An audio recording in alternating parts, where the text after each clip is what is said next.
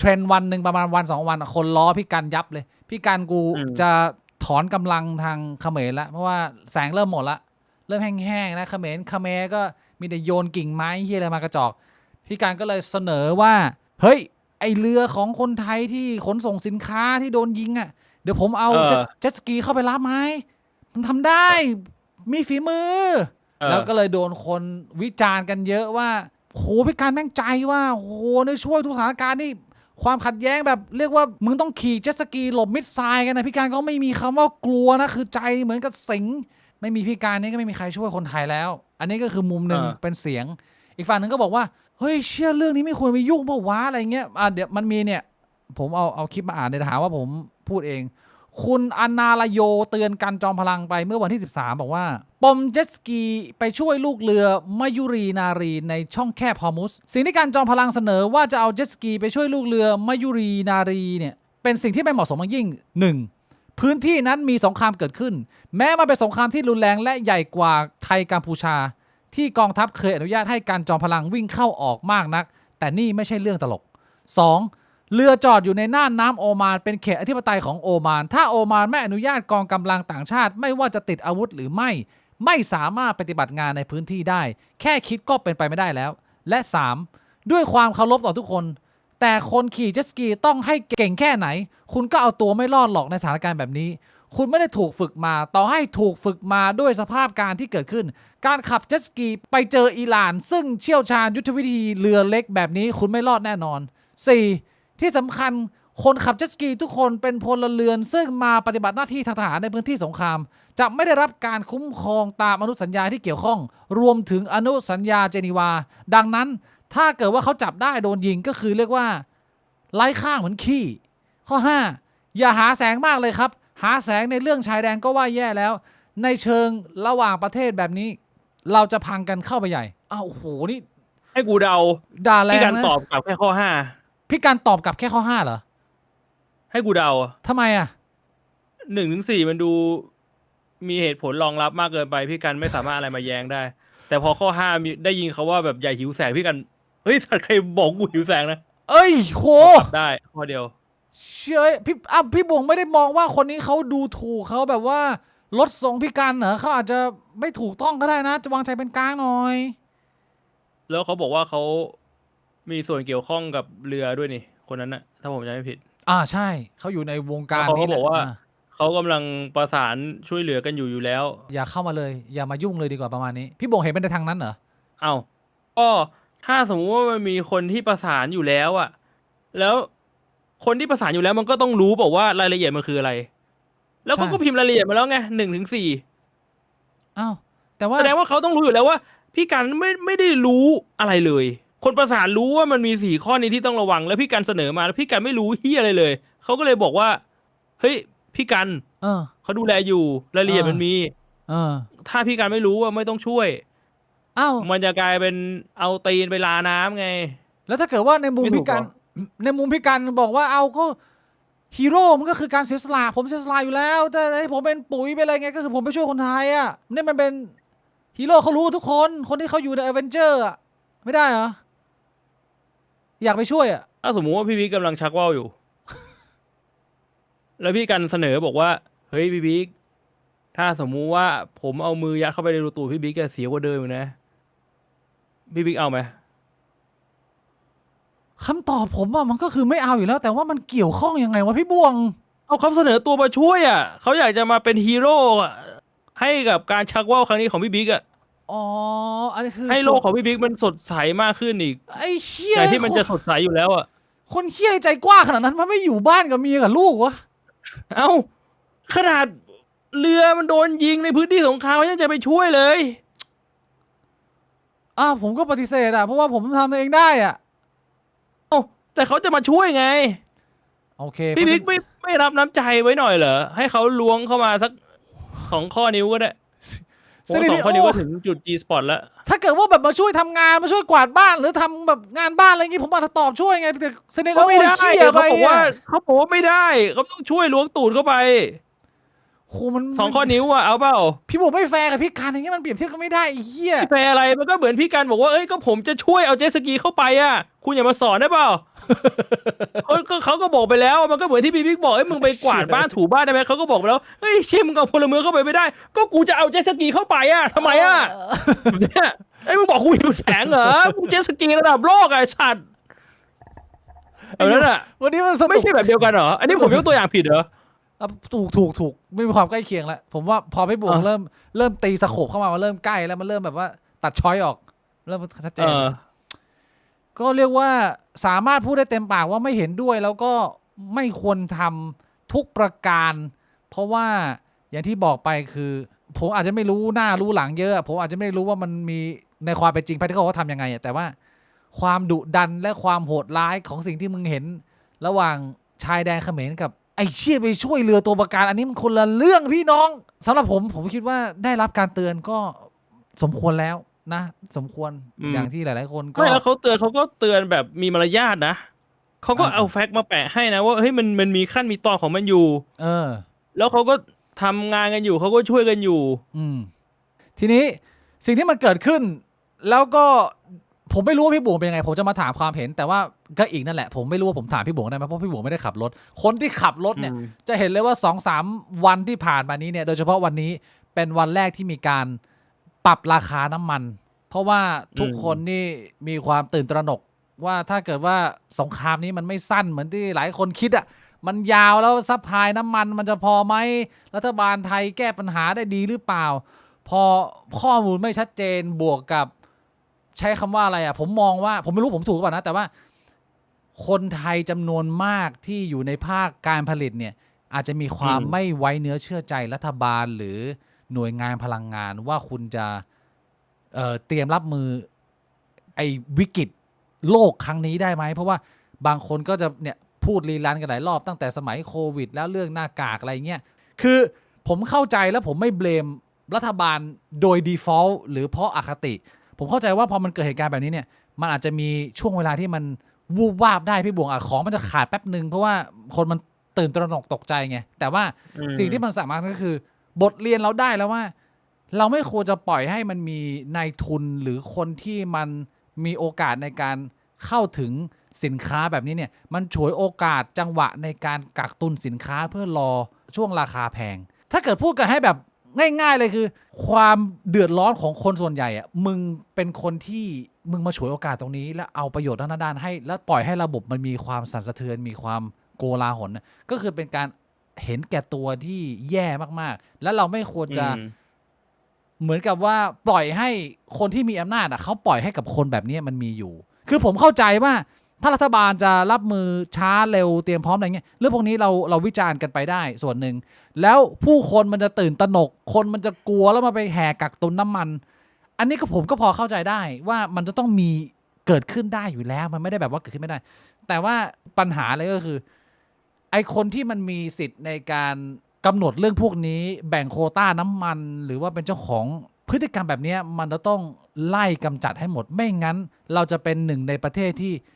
ไอเชี่ยมึงไม่สามารถแฮนเดิลกับวิกฤตสภาวะฉุกเฉินระดับโลกได้นะเพราะว่าความร่วมมือไม่มีคุยเลยคนแม่งแบบจ้องจะหาประโยชน์จ้องจะแดกกันเดียวเงี้ยมันก็จะกระเทือนเป็นวงกว้างในมุมผมมองแบบนี้แต่ผมไม่รู้ว่าผมอคติไปไหมหรือผมอะไรเงี้ยพี่บงมองเหมือนหรือต่างกับผมไหมกับไอวิกฤตเหตุการณ์น้ำมัน2 วันที่ผ่านมาคือได้จะให้พูดตรงๆเนี่ยผมไม่ค่อยได้หาข้อมูลเท่าไหร่เพราะฉะนั้นสิ่งที่ผมพูดผมก็จะพูดจากข้อมูลที่ผมพอมีนะที่ผมเห็นเนี่ยมันมีเรื่องราวหนึ่งในโซเชียลที่ค่อนข้างน่าสนใจคือเขาไม่ได้ดูแค่ในประเทศเขาไปดูในหลายๆประเทศที่มันก็เจอวิกฤตเดียวกับเราแต่ทำไมไม่มีปัญหาหรือมีปัญหาน้อยกว่าเพราะฉะนั้นในมุมนึงเนี่ยหลายๆประเทศเจอวิกฤตเดียวกันแต่มีประเทศที่มันตั้งรับกับปัญหานี้ได้ดีกว่ามันก็หมายความว่ามันมีวิธีถูกไหมใช่มันทำได้แต่ว่าประเทศไทยไม่ได้ทำหรือทำไม่ได้หรือทำไม่ได้มีอยู่2 ออปชั่นซึ่งถ้าสมมุติว่าไม่ได้ทำก็คือเชี่ยหนัก คือแสดงว่ามึงรู้ว่ามันทำได้แหละแต่มึงเลือกที่จะไม่ทำแล้วมันเกิดปัญหาถูกปะใช่หลายคนคิดว่าอันนี้แต่ถ้าทำไม่ได้เนี่ยต้องถามว่าทำไม่ได้เพราะอะไรก็ต้องมาดูไม่มีโน้ตฮาวหรือคอนเทกต์มันต่างกันบริบทมันต่างกันมันทำไม่ได้อยู่แล้วก็เป็นไปได้นะต้องดูถ้าบริบทมันต่างกัน เพราะแต่ละประเทศมันเจอเรื่องราวแบบเดียวกันแต่มันไม่เหมือนกันเป๊ะๆในโครงสร้างใช่ไหมอันนั้นพอเข้าใจได้ว่ามันก็อาจจะเป็นที่โครงสร้างว่าของเราแม่งยังไงก็ต้องเจอปัญหาแต่ว่าถ้ามันไม่มีโน้ตฮาวมันก็เหมือนเป็นการบอกไกลๆว่าประเทศเราโง่กว่าประเทศอื่นอ่ะก็มันก็พูดอย่างนั้นโอ้โหเชี่ยมันเจ็บปวดพี่บวงไอ้เชี่ยมันหลายคนเขาแบบเขารับความจริงแบบเราไม่ได้ไงเขาก็รู้สึกว่าโอ้โหมันแรงนะพูดอย่างเงี้ยแล้วแต่มันก็ต้องรับความจริงไหมพี่บวงมันถึงจะพัฒนากันไปได้ก็ใช่ซึ่งอันนี้อย่างที่ผมบอกคือผมประเมินจากที่ผมเห็นข้อมูลในอินเทอร์เน็ตผมก็ไม่รู้ว่าสุดท้ายแล้วอ่ะของไทยเนี่ยมันตกที่ตรงไหนคือเราไม่มีโน้ตฮาวหรือคอนเทกต์เราไม่เหมือนประเทศอื่นหรือรัฐบาลไม่ทำอะไรอันนี้ผมไล่ไปทีละอันไต้หวันผมสามารถเช็คแฟกต์อันนี้ได้เพราะว่าผมมีครอบครัวอยู่ที่ไต้หวัน2-3 วันนี้ถามว่าข่าวเรื่องนี้มันเป็นที่น่ากังวลกับเขาไหมก็ต้องตอบว่าเขาก็ดูข่าวไม่ช้าไปกว่าเราหรอกไอ้เรื่องเหตุการณ์ทั้งหมดเนี่ยยิ่งโดยเฉพาะตอนนี้ไต้หวันเนี่ยจะต้องติดตามข่าวความขัดแย้งกันค่อนข้างใหญ่แต่สิ่งที่ผมถามก็คือเกิดปัญหาปั๊มเต็มคนแย่งกักตุนน้ำมันหมดอะไรเงี้ยไหมคำตอบก็คือไม่มีเลยคนยังใช้บริการกันแบบปกติทั้งที่มาตรการในการป้องกันเนี่ยก็ไม่ได้ต่างอะไรกับของไทยมากก็คือมีกองทุนน้ำมันสำรองแล้วก็เอาเงินส่วนกลางเนี่ยเข้ามาเป็นบัฟเฟอร์ในการที่จะป้องกันไม่ให้เศรษฐกิจมันฟลักจูเอตเกินเพราะหลายคนก็จะทราบว่าน้ำมันเป็นหนึ่งในต้นทุนของทุกพื้นฐานธุรกิจนะถ้าเกิดว่าราคามันฟลักจูเอตเนี่ยมันเป็นปัญหากับการคิดราคานู่นนี่นั่นเพราะฉะนั้นเนี่ยกองทุนตัวนี้มันเป็นบัฟเฟอร์แรกไต้หวันก็มีไทยก็มีแต่ทีนี้ความแตกต่างที่เขาไม่เกิดปัญหาอาจจะเป็น2เรื่องได้ไหมที่ผมเดานะเรื่องแรกคืออาจจะเป็นเรื่องของการแบ่งจัดสรรน้ำมันในแต่ละปั๊มแต่ละโควต้าแต่ละภูมิภาคเขาอาจจะมีการแบ่งที่มีประสิทธิภาพมากกว่าเราตรงตามความต้องการกว่าเราไหมแล้วก็พื้นที่เขาอาจจะเล็กอะไรอย่างนี้ด้วยหรือเปล่า1ก็อาจจะเป็นปัจจัยที่ดูเขาทำได้ดีกว่าเราปัจจัยที่2ก็คืออาจจะเป็นคอนเท็กซ์ของประเทศไทยที่การเกษตรเป็น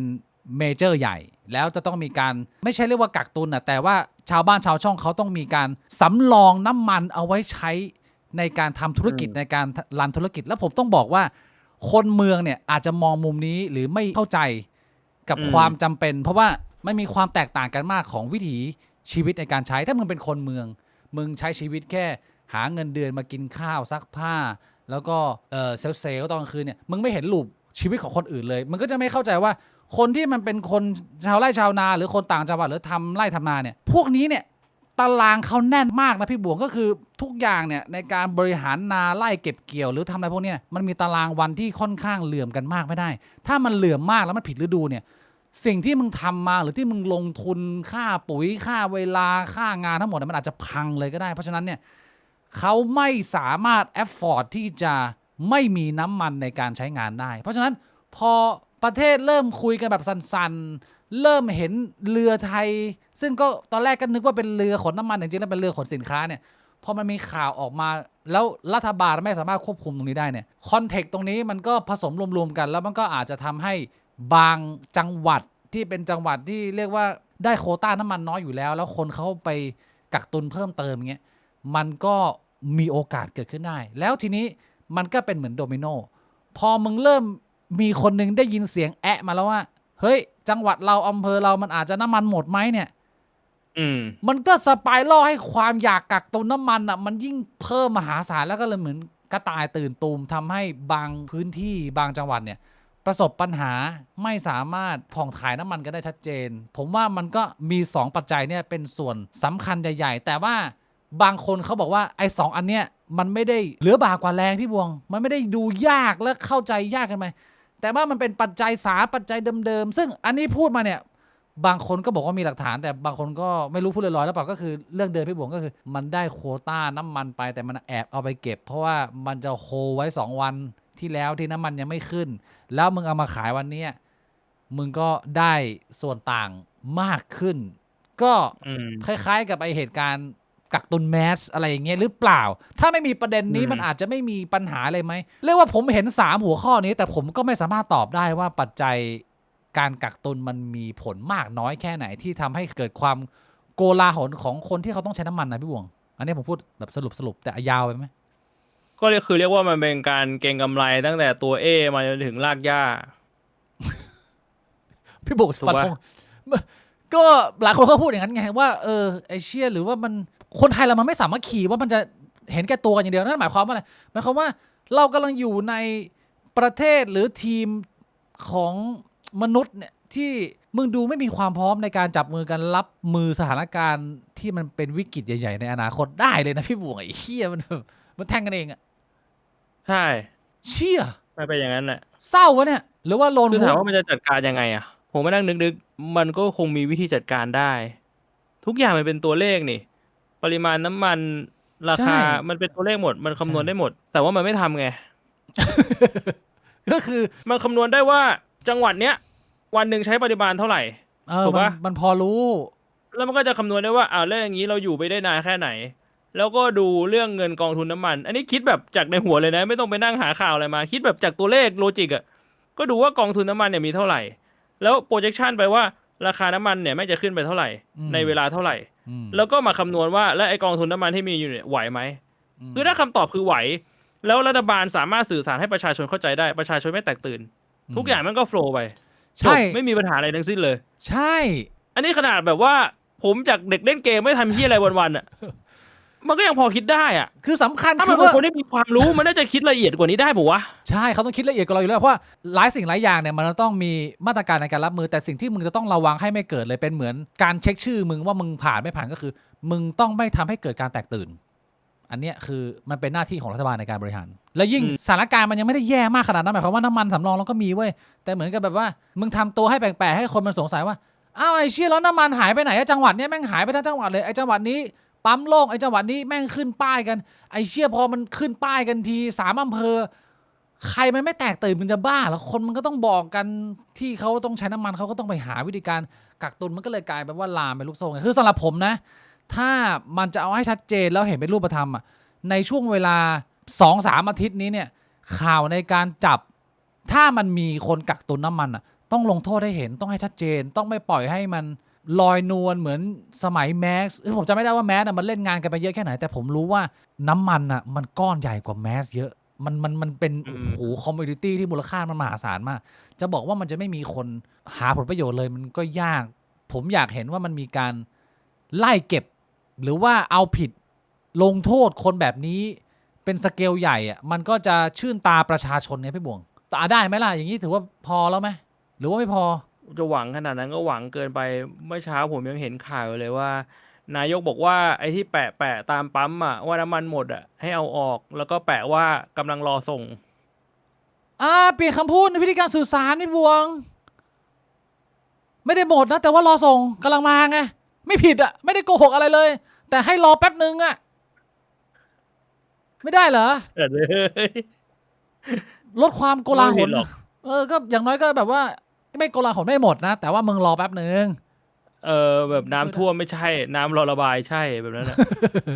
ประมาณนั้นน่ะแก้ปัญหานี้แล้วอีกอันหนึงก็คือที่อาทิตย์ที่แล้วนายกเหมือนจะดีคือแอคชั่นรวดเร็ว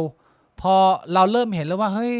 น้ำมันสำรองเรามันจะพอใช้ไหมวิกฤตครั้งนี้มันจะไปนานแค่ไหน นายกออกมาบอกว่าราชการลดการทำงานหยุดไปดูงานอะไรอย่างนี้ แล้วก็ให้หลายคนเนี่ย work from home ซึ่งผมว่ามันก็ดีแล้วก็รวดเร็ว แต่กลายไปว่าอาทิตย์ที่ผ่านมาเนี่ยจ่าดราม่าแอดดิกออกมาพูดว่ามีหลายหน่วยงานราชการส่งข้อความมาบอกจ่าส่วนตัวว่าเนี่ย